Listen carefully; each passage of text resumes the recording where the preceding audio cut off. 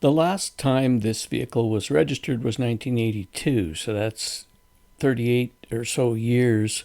It is quite rusty behind the gas tank. The box has rusted itself right through and is growing moss inside the cab. This is a spare piece out of a unibody box that I had. The rest of the truck was pretty rusted out, but anyway, I needed the front of the box for the one that I'm working on, so I cut this piece out a while back and saved it. And today I've welded in a piece of angle iron.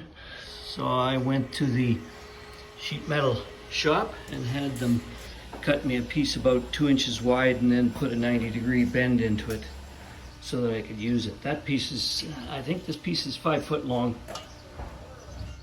So I've got this tacked into place from the other side, and I may put a couple of tacks down on the bottom, I don't know. This is the side that is exposed to the inside of the box, so the water runs down and then it catches on the lip and it runs under the box down to the ground, I guess, or it's supposed to. But most of these boxes were plugged, all of the flutes were all plugged, and so they all rusted at the front end. I've cleaned the flutes out. Here's the other side where I've got the welding done. And I really don't need to do much more than that. It's just tacked on there. I'll probably put a little bit of sealer in there just to keep some dust and smoke and whatever from coming up the crack. I'm going to finish tapping these pieces down and weld them down, and I'll seal that as well. I don't need it this big. The hole that I actually cut is a lot smaller. This view is of the piece of angle iron just after I started to tack it onto the back of this box edge. I forgot to take some video before I started to fasten it on, but there are some cutouts that I bent back at each of those ribs. I'll heat them up and bend them down and weld them on later. Here's the piece that I cut out of it. So it's certainly not as big as the piece that I have available.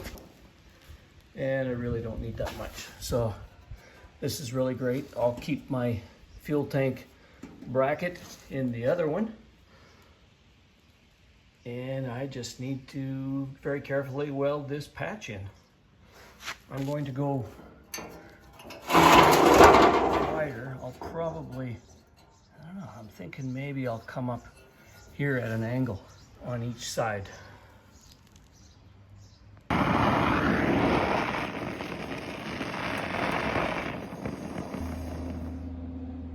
When I cut the relief cuts so that I could bend these tabs up around these strength bends, I cut too deep.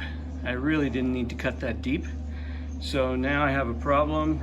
I am filling the cracks with some weld. And the reason I'm filling the cracks with the weld is because that angle iron is actually going to collect some water and channel it under the bed of the truck, and I don't want the water running into the truck. So I've got to fill up these cracks at least halfway up so that the water is channeled out under the box rather than into the cab.